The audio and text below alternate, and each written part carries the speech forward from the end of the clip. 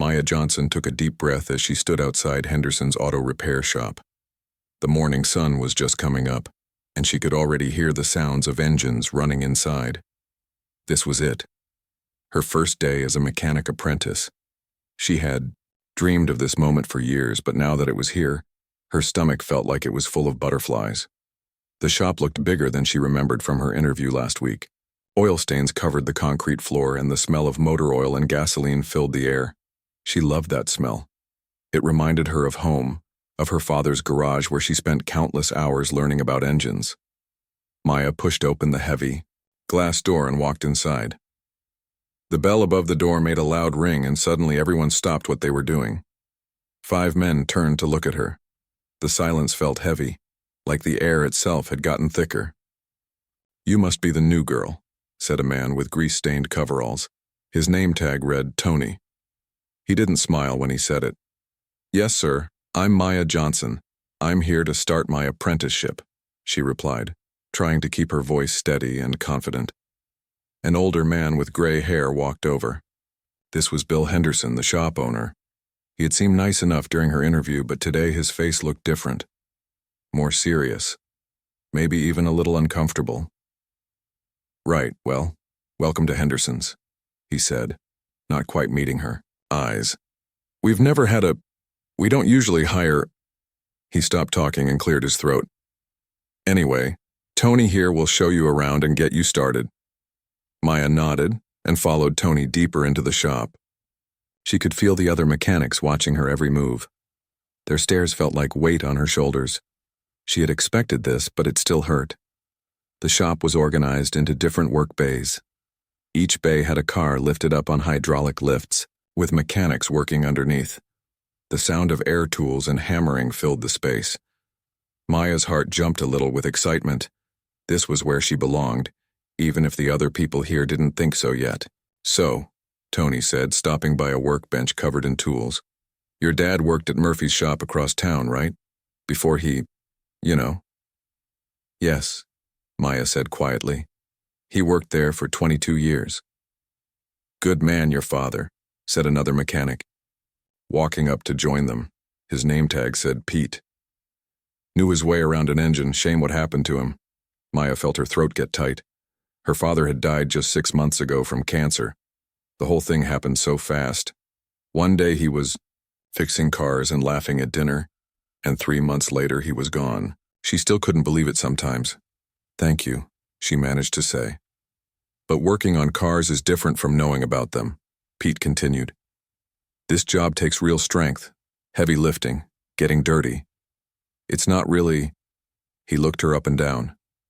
"Well, you'll see." Maya wanted to tell him that she had been lifting engine parts since she was 12 years old, that she could change oil faster than most people could check their email, that her father had taught her everything he knew about engines, transmissions, and electrical systems, but she kept quiet.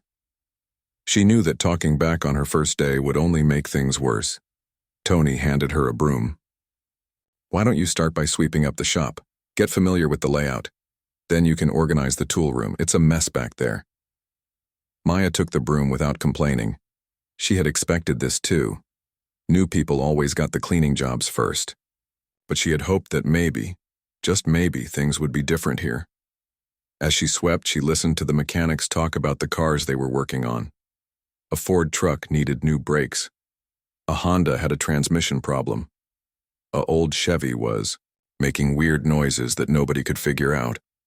Maya found herself thinking about solutions to their problems, but she kept her thoughts to herself. "Hey, coffee girl," called out a voice from across the shop. It was Rick Martinez, the shop foreman. He was the one person Maya was most nervous about. During her interview, he had asked her the hardest questions and seemed the most doubtful about hiring her. "Could you grab us some coffee from the break room? The pot should be full." Maya nodded and went to get the coffee. As she poured it into paper cups, she heard the mechanics talking in low voices. They thought she couldn't hear them, but the break room was right next to the main work area. "I don't know what Bill was thinking," one of them said. "His daughter probably put pressure on him," another replied. "You know how these college kids are these days, all about diversity and stuff. She seems nice enough, but this isn't a place for nice. This is hard work. Real work. Give her a week. She'll quit when she realizes what this job actually involves. Maya's hands shook a little as she carried the coffee cups back to the mechanics. She had heard worse things before, but it still stung. These men didn't know anything about her, but they had already decided she didn't belong here. She spent the rest of the morning cleaning and organizing. Every now and then, one of the mechanics would ask her to fetch a tool or move some parts, but nobody explained what they were doing or tried to teach her anything. It was like she was invisible, except when they needed something. During her lunch break, Maya sat in her car in the parking lot. She pulled out her phone and looked at a picture of her father. He was standing next to a beautiful red sports car, smiling and holding a wrench. He looked so proud and happy. "I don't know if I can do this, Dad," she whispered to the picture. "They don't want me here." But then she remembered something her father used to tell her. "Baby girl," he would say, "people will always have opinions about what you can and can't do. But engines don't care about opinions, they only care about knowledge and skill. Show them what you know, and let your work speak for itself." Maya put her phone away and went back inside. She would keep cleaning and organizing for now. But she was also watching and learning. Every time a mechanic worked on a car, she paid attention. She memorized the sounds different engines made, the tools they used for different jobs, and the way they diagnosed problems. The afternoon went by slowly. Maya cleaned the bathroom, organized bolts and screws by size, and swept the floor 3 more times. By closing time, her back ached and her hands were dirty, but she felt good. She had made it through her first day. As the other mechanics were leaving, Bill Henderson walked over to her. "How was your first day?" he asked. "Good, sir. Thank you for the opportunity." He nodded, but he still looked uncomfortable. "Look, Maya, I want to be straight with you. This business is changing, and maybe it's time we change too. But change is hard for some people. Be patient with us, okay?" "Yes, sir, I understand. Your father had a good reputation. People respected his work. I hope you got some of his talent." "I learned everything I could from him," Maya said. As she drove home that evening, Maya thought about the day. It had been hard, but not impossible. The other mechanics didn't trust her yet, but that was okay. Trust had to be earned. Her father had taught her that too. Tomorrow would be another day of cleaning and organizing, but Maya was patient. She knew that eventually the right moment would come, a moment when she could show everyone what she really knew about engines. She just had to wait for her chance. What Maya didn't know was that her chance would come sooner than she expected, in the form of an impossible engine that would change everything. Maya had been working at Henderson's Auto Repair for exactly 3 weeks and 2 days. She knew because she had been counting. Each day felt like a small victory, just making it through without anyone telling her she didn't belong there. Things had gotten a little better since her first day. The mechanics still didn't include her in their conversations about engines and repairs, but they had stopped making comments about her being there. Maya spent her days cleaning, organizing parts, and watching everything that happened in the shop. She was sorting bolts by size when she heard the rumble of an expensive car pulling into the parking lot. Through the window, she could see a bright red sports car that made her heart skip a beat. It was a Ferrari, and not just any Ferrari. This was a classic, probably from the 1960s, with curves and lines that screamed Italian perfection. The driver, who got out of the car, looked exactly like what Maya expected a Ferrari owner to look like. Theodore Blackstone was in his 60s, wearing an expensive suit and a gold watch that probably cost more than Maya's family made in a year. He walked into the shop like he owned the place, which in a way, he kind of did. Everyone knew that Blackstone's business kept Henderson's shop running. "Bill!" Blackstone called out as soon as he walked through the door. "We have a problem, a big problem." Bill Henderson hurried over, wiping his hands on a shop rag. Maya could see the worry on his face. Losing Blackstone as a customer would be a disaster for the shop. "What's going on, Mr. Blackstone?" Henderson asked.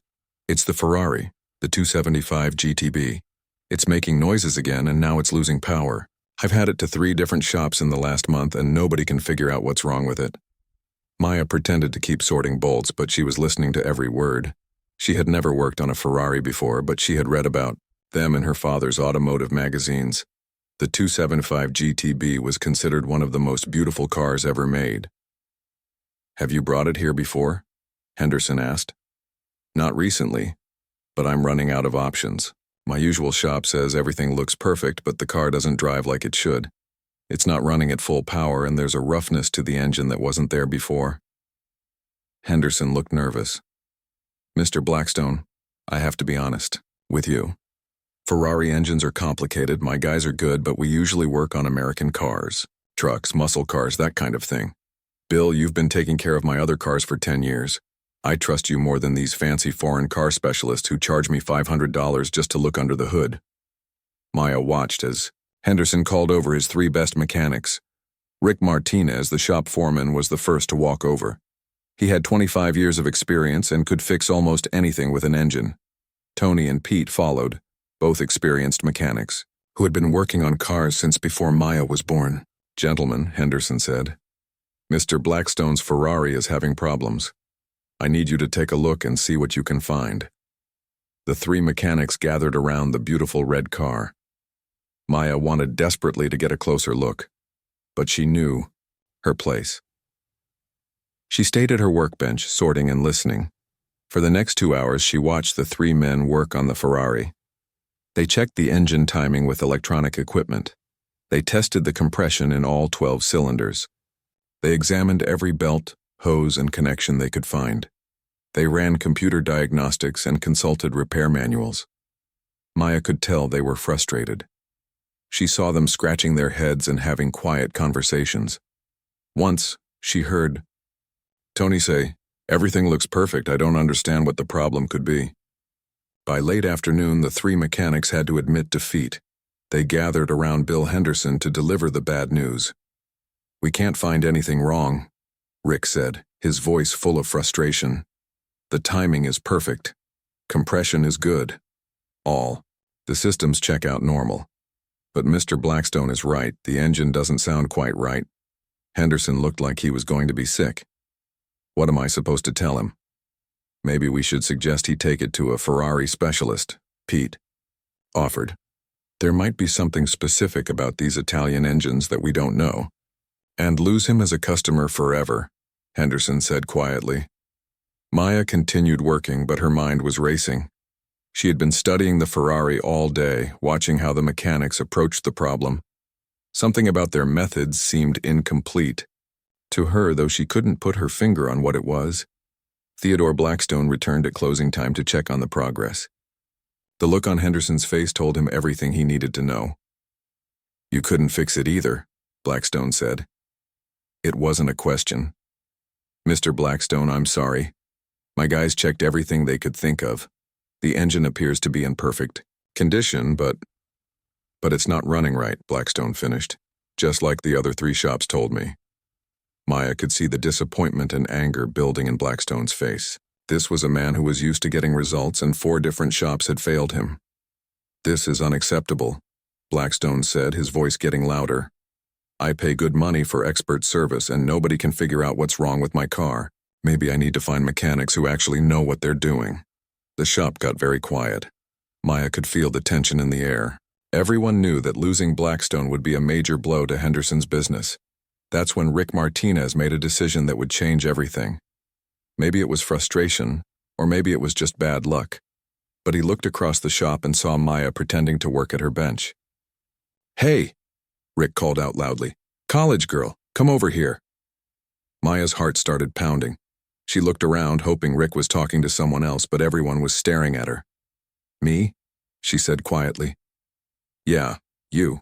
You've been watching us work on this car all day. You seem to think you know something about engines. Why don't you tell us what's wrong with this Ferrari?"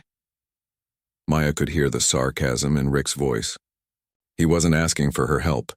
He was setting her up to fail in front of everyone, especially Theodore Blackstone. Maya walked slowly toward the group of men gathered around the Ferrari. She could feel everyone's eyes on her. Bill Henderson looked embarrassed. The other mechanics looked amused. Theodore Blackstone looked curious about what was happening. I was just watching," Maya said nervously. "Oh, you were just watching?" Rick continued, his voice getting more mocking. "Well, since you've been watching so carefully, maybe you can solve the mystery that stumped 3 master mechanics." Maya looked at the Ferrari, then at the faces around her. She knew this was a trap. If she said she didn't know, Rick would use it to prove she didn't belong there. If she tried to offer an opinion, he would probably mock her for thinking she knew better than experienced mechanics. But then something unexpected happened. Bill Henderson, perhaps feeling desperate, made Rick's sarcastic challenge official. "Know what?" Henderson said suddenly. "Maya, I'm going to give you a chance. A real chance.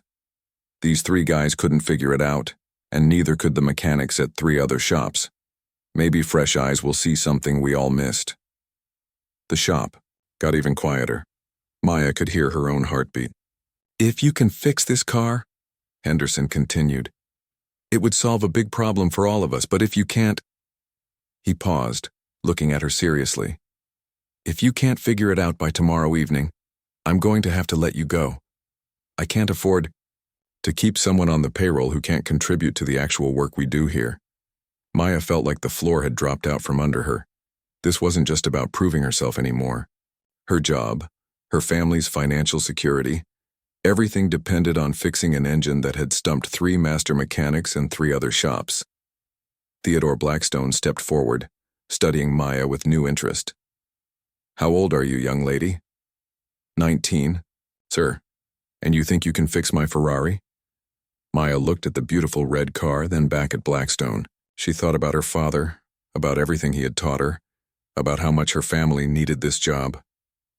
"I'd like to try, sir," she said quietly. Blackstone nodded slowly.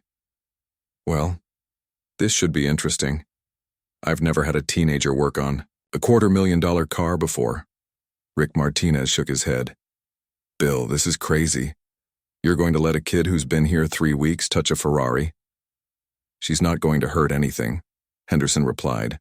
"The car already doesn't run right. What's the worst that could happen?" Maya felt a mixture of terror and excitement. She had always dreamed of working on a car like this, but not under these circumstances. Everyone expected her to fail. The odds were completely against her, but as she looked at the Ferrari one more time, she remembered something her father used to say. "The engine will tell you its secrets if you know how to listen." Tomorrow she would find out if she really knew how to listen. The shop was quiet now. All the other mechanics had gone home hours ago, leaving Maya alone with the Ferrari. The only sounds were the distant hum of the vending machine and the occasional car passing by outside. Maya took a deep breath and walked slowly toward the beautiful red car. She had never worked on a Ferrari before, but she wasn't scared. Excited, maybe. Nervous, definitely. But not scared. Her father had always told her that every engine was just a puzzle waiting to be solved. It didn't matter if it came from Italy or Detroit. Metal was metal. Pistons were pistons. And every engine had its own voice if you knew how to listen. Maya turned on the work light above the Ferrari and lifted the hood. The engine bay was spotless. Someone had cleaned every surface until it gleamed like a jewel. The V12 engine looked perfect. Too perfect, almost. Like a museum piece that had never actually been driven. She reached for the key and started the engine. The sound filled the quiet shop with a deep, powerful rumble. But something was wrong. Maya closed her eyes and listened carefully. The engine sounded good to most people, but to her trained ears it was like a symphony with one instrument slightly out of tune. "What are you trying to tell me?" she whispered to the engine. Maya let the car run for a few more minutes, then turned it off. She needed to think. 3 master mechanics had already looked at this engine and found nothing wrong. These weren't beginners. They were men with decades of experience who had worked on every kind of car imaginable. But Maya had something they didn't have. She had her father's training. As she stared at the engine, memories started flooding back. She was 8 years old again, standing on a wooden crate in her father's garage so she could see over the edge of an engine bay. Her father was working on an old Mustang, his hands moving with practiced skill as he adjusted the carburetor. "Listen, baby girl," her father had said. "Close your eyes and just listen. Every engine has its own heartbeat. When something's wrong, the heartbeat changes. You have to learn to hear the difference. Maya had closed her eyes that day and listened. At first, she only heard noise, but slowly she began to pick out different sounds. The whoosh of air moving through the intake, the gentle ticking of valves opening and closing, the steady rhythm of pistons moving up and down. "I hear it, Daddy," she had said excitedly. "It sounds like music." Her father had smiled. "That's right. And when the music doesn't sound right, that's when you know something needs fixing." Standing in Henderson's shop 20 years later, Maya closed her eyes again and listened to the memory of the Ferrari's engine. There was something in the rhythm that wasn't quite right. Not wrong exactly, but not perfect either. She opened her eyes and looked at the engine again. Everything appeared correct. The timing belt was new. The spark plugs looked fresh. All the hoses and connections were tight. But Maya had learned to look beyond the obvious. She got down on her knees and used her phone's flashlight to look at parts of the engine that were harder to see. That's when she noticed something interesting. The ignition system wasn't original. Someone had replaced the old parts with modern electronic components. Maya sat back on her heels and thought about this. Modern ignition systems were usually better than old ones. They were more reliable and easier to maintain. Most mechanics would consider this an upgrade. But Maya's father had taught her that sometimes newer wasn't better. Sometimes an engine was designed to work best with its original parts. She remembered another day in her father's garage. She was 15 then, and he was working on a 1969 Camaro. The owner wanted to upgrade the carburetor to a newer, more powerful model. Just because something is newer doesn't mean it's better for this particular car, her father had explained. This engine was designed to work with this carburetor. They're like dance partners who have been dancing together for 50 years. If you change one partner, the whole dance might fall apart. Maya looked at the Ferrari's engine with new understanding. What if the modern ignition system, despite being technically superior, wasn't the right dance partner for this particular engine? She pulled out her phone and started researching. Ferrari engines from 1967 used a very specific ignition system made by a company called Marelli. The timing had to be exactly right, down to tiny fractions of a second. The modern replacement system was close, but maybe not close enough. As Maya read more about Ferrari engines, she realized something that made her heart race. Her father had mentioned working on a Ferrari once years ago. She'd been in college then and hadn't paid much attention. But now the memory came rushing back. It was a red Ferrari, just like this one. Her father had been frustrated because he couldn't find the original parts he needed. He had been forced to use modern replacements, but he wasn't happy about it. He had kept the original parts, hoping someday he could put them back where they belonged. Maya's hands started shaking. Could this be the same car, after all these years? She ran to her car and grabbed a notebook from her glove compartment. It was one of her father's old journals, filled with notes about every car he had ever worked on. She had kept all his journals. After he died, even though she hadn't looked at them much, she flipped through pages filled with her father's neat handwriting. Ford F-150, brake job, Chevy Impala, transmission repair, Honda Civic, oil change. Then, near the back of the book, she found it. Ferrari 275 GTB, red license plate. Maya checked the license plate on the car in front of her. It matched. Her father's notes were detailed. He had documented every part he had replaced, every adjustment he had made. And there, at the bottom of the page, was a note that made Maya's breath catch in her throat. Forced to use modern Bosch ignition system. Original Marelli components not available. Car runs well but not perfect. Will cause problems eventually. Have located original parts. Need to reinstall when customer brings car back. Maya stared at the notebook, tears forming in her eyes. Her father had predicted exactly what was happening now. The modern ignition system was causing the problems that 3 mechanics couldn't figure out. And somewhere, her father had hidden the original parts that would fix everything. She knew exactly where to look. Maya locked up the shop and drove home as fast as she safely could. Her mother was already asleep, but Maya went straight to the garage behind their house. Her father's tools were still there, covered with dust sheets. She hadn't had the heart to clean out his workspace yet. In the back corner, behind a stack of old tires, was a wooden crate with Ferrari parts, written on the side in her father's handwriting. Maya's hands trembled as she opened it. Inside, wrapped in old towels, were the original Morelli ignition components. They looked ancient compared to modern parts, but Maya knew they were exactly what the Ferrari needed. She carefully loaded the parts into her car and drove back to the shop. It was past midnight now, but Maya was too excited to be tired. She felt like her father was there with her, guiding her hands as she began the delicate work of replacing the modern components with the original ones. The work was slow and careful. Each wire had to be connected exactly right. Each component had to be installed in the precise position. Maya worked by the light of the shop's brightest lamps, occasionally consulting her father's notes to make sure she was doing everything correctly.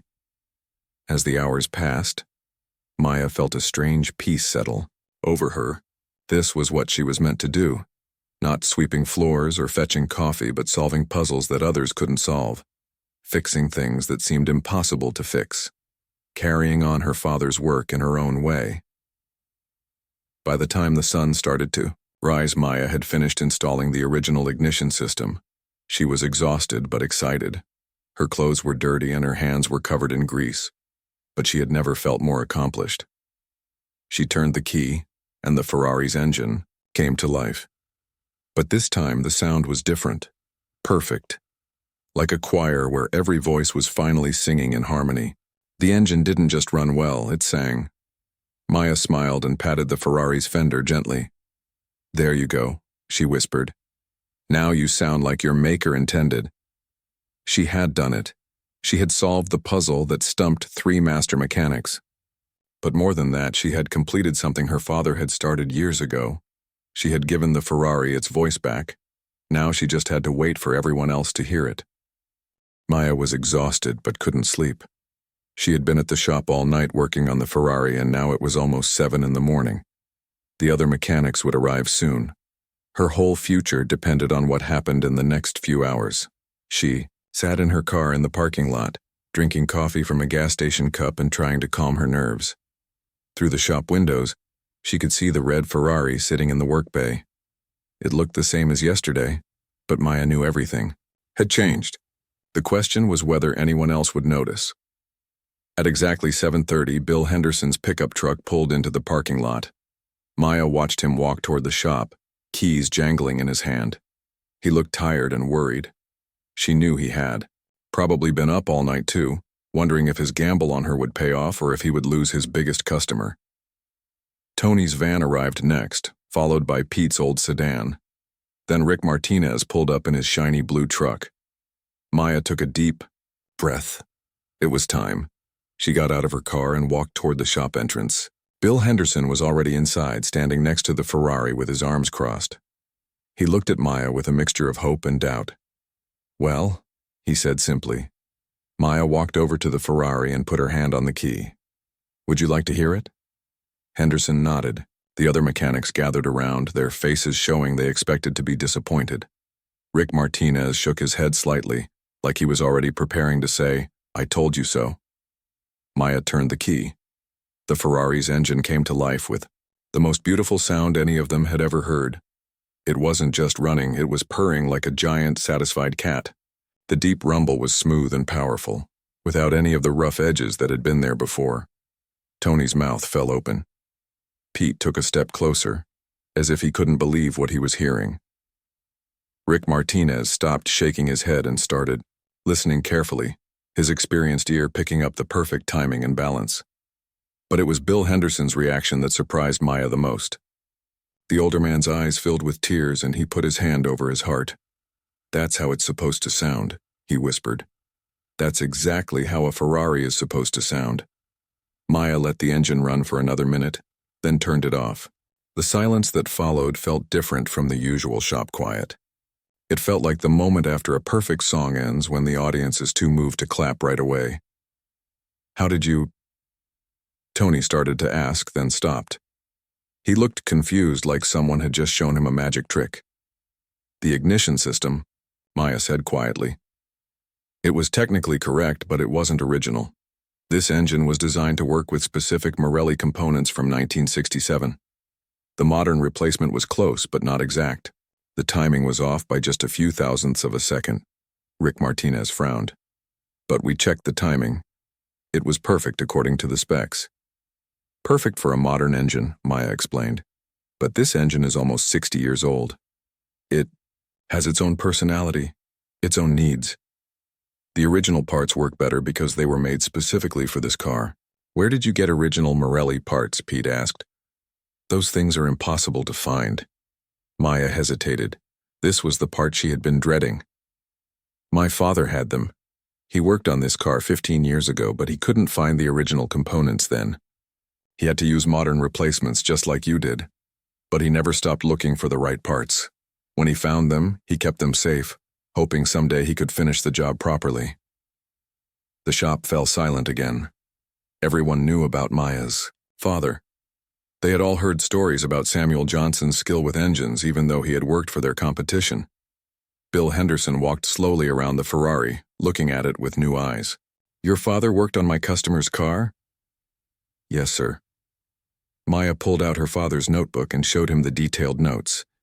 He documented everything, every part he replaced, every adjustment he made, and he wrote down his concerns about the ignition system. He knew it would cause problems eventually. Henderson read the notes carefully, his eyebrows rising as he took in the technical details. The other mechanics crowded around to look over his shoulder. This is incredible, Henderson said. Your father predicted exactly what would happen, and he had a solution ready. Just then the shop door opened and Theodore Blackstone walked in. The wealthy collector was dressed in an expensive suit and looked like he meant business. Maya's stomach tightened.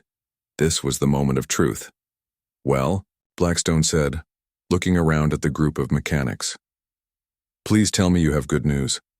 I've already contacted 3 other shops about taking over my restoration work. Bill Henderson looked at Maya and nodded. She walked over to the Ferrari and started the engine. The sound that filled the shop was pure automotive poetry. Blackstone's stern expression melted away, replaced by wonder and delight. He walked closer to the car, listening intently to every note the engine produced. My God, he said softly. It sounds like it did when I first bought it. No, it sounds better than that.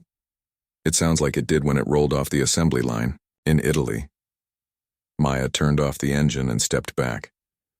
Blackstone looked at her with curiosity. You did this? He asked. Yes, sir. How old are you? 19, sir. Blackstone shook his head in amazement. 19 years old and you solved a problem that stumped 3 master mechanics. How? Maya looked at Bill Henderson, who nodded encouragingly. She took a deep breath and began to explain about the ignition system, about her father's notes, about the original Morelli components. As she talked, she could see Blackstone's respect growing. But Maya wasn't finished. She had one more revelation that would surprise everyone. Mr. Blackstone, she said, can I ask you something? Do you remember having trouble with this car about 15 years ago? Blackstone thought for a moment. Yes, actually. It was making strange noises. I took it to a shop across town, Johnson's Garage, I think. That was my father's shop. Well, he worked there. Samuel Johnson. Blackstone's eyes widened. Samuel Johnson was your father? He was the one who fixed my car back then? Yes, sir. And he never forgot about it. He kept notes about your Ferrari all these years. He even bought the original parts with his own money, hoping someday he could make it perfect. He called it the car's final healing. Maya's voice got quieter. He died 6 months ago before he could finish what he started. But his notes told me everything I needed to know. In a way, he's the one who fixed your car. I just followed his instructions. The shop was completely silent now. Even the sounds from outside seemed muted. Blackstone stared at Maya for a long moment, then looked at the Ferrari, then back at Maya. Your father was a remarkable man, he said finally, and it's clear he raised a remarkable daughter. He turned to Bill Henderson. I want this young lady working on all my cars from now on. Whatever you're paying her, double it. Rick Martinez stepped forward, his face red with embarrassment. Maya, I owe you an apology, a big one. I judged you before I knew you, and that was wrong. I've been working on cars for 25 years, and I've never seen anything like what you just did. We all owe you an apology, Tony added. We treated you like you didn't belong here, but you belong here more than any of us. Maya felt tears, starting to form in her eyes, but they were good tears. Happy tears. Thank you, she said simply. Bill Henderson put his hand on Maya's shoulder. Young lady, I think we need to have a serious conversation about your future here. This shop just became a much better place. As the morning sun streamed through the shop windows, Maya looked around at the faces of the men who had doubted her. Just yesterday. Now they were looking at her with respect, admiration, and something else she hadn't expected. Gratitude. She had proven herself in the best way possible, not with words or arguments, but with skill, knowledge, and dedication. Her father would have been proud. 3 weeks had passed since Maya fixed the impossible Ferrari, and everything had changed. She walked into Henderson's auto repair shop that Monday morning to find something she never expected to see: a sign painter working on the front window. What's happening? She asked Bill Henderson, who was standing nearby with a big smile on his face. Take a look, he said, pointing to the fresh paint on the glass. The sign read, Henderson and Johnson Classic Automotive, where every engine finds its voice. Maya stared at the sign, her heart pounding. Johnson? You mean? I mean, you're my new business partner, Henderson said. 50-50 split on all the classic car work. You've earned it, and frankly, I need you more than you need me. Maya felt like she might cry right there in the parking lot. In just 3 weeks, she had gone from sweeping floors to being a business owner. It didn't seem real. The changes had started immediately after the Ferrari incident. Theodore Blackstone had been so impressed that he brought 2 more of his classic cars to the shop the very next week. Word spread quickly through the classic car community. By the end of the first week, Maya had more work than she could handle. But the biggest change wasn't in the number of customers. It was in how people treated her. Rick Martinez walked over, carrying a cup of coffee. Morning, partner, he said with a genuine smile. Got a minute to look at something with me? Maya still couldn't get used to being called partner by the same man who had challenged her just a month ago. But Rick had been true to his word. He had apologized publicly and privately, and now he treated her with complete respect. What's the problem? Maya asked. It's not a problem, exactly. More like an opportunity. Rick led her to a work bay where a beautiful blue 1963 Corvette sat waiting. The owner wants a complete restoration, engine, transmission, everything. It's a 6-month project minimum. Maya walked around the Corvette, admiring its classic lines. Even covered in dust and with some rust spots, she could see how gorgeous it would be when finished. The thing is, Rick continued, I've never done a full restoration on a car this old. I could figure it out, but... He paused and looked at Maya. I was hoping you might want to work on it together. You could teach me about classic engines and I could help with the bodywork. Maya was touched. A month ago, Rick wouldn't have asked for her help with anything. Now he was asking her to be his teacher. I'd love to, she said, but I should warn you. Classic Corvettes can be tricky. The engines are powerful, but they're also temperamental. Sounds like you and I both have a lot to learn, Rick said with a laugh. As they talked about the Corvette project, Tony and Pete joined the conversation.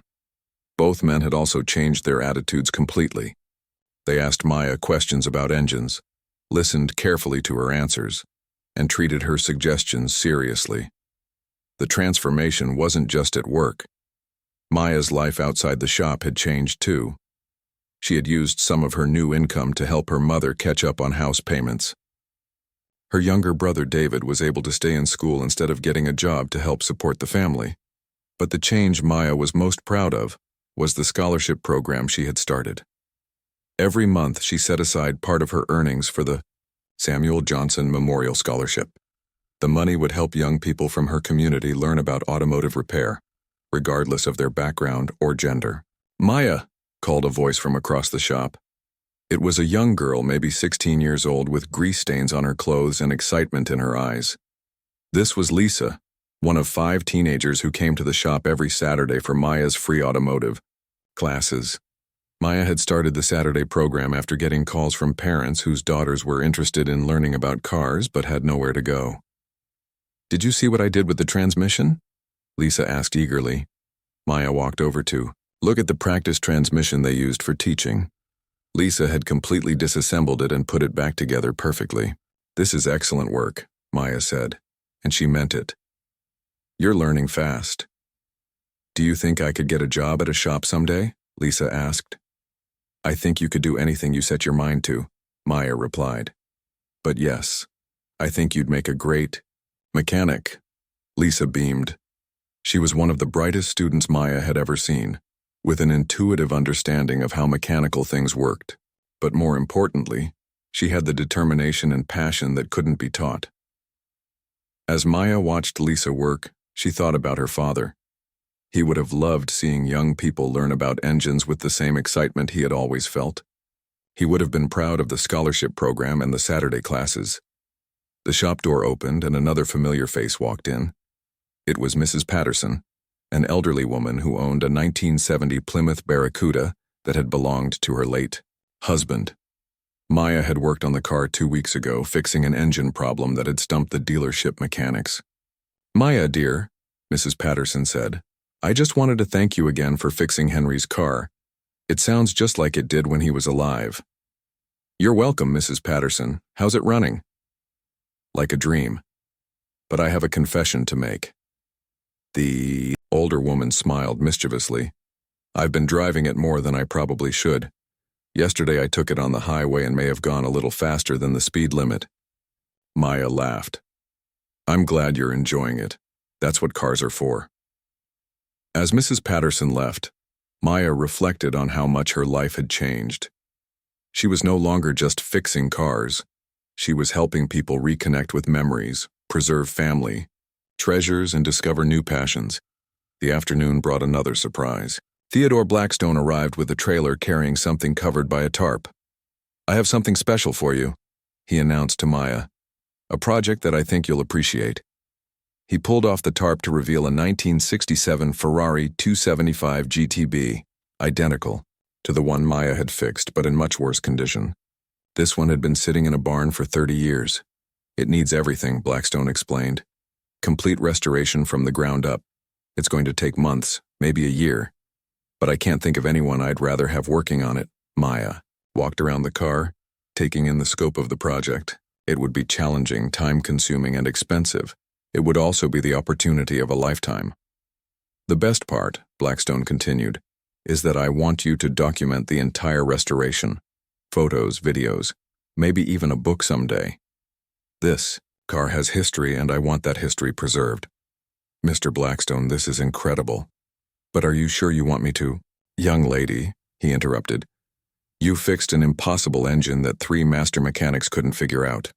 You completed work that your father started 15 years ago. If you can't restore this Ferrari, nobody can." As the day ended, Maya stood in the shop looking around at everything that had changed. The Ferrari project would keep her busy for months. The Saturday classes were growing every week. The scholarship fund was helping young people pursue their dreams. She walked over to her toolbox, a brand new one that Bill Henderson had bought for her as a partnership gift. Next to it was a framed photo of her father, the same one she used to look at in her car during those difficult first days. "We did it, Dad," she whispered to the photo.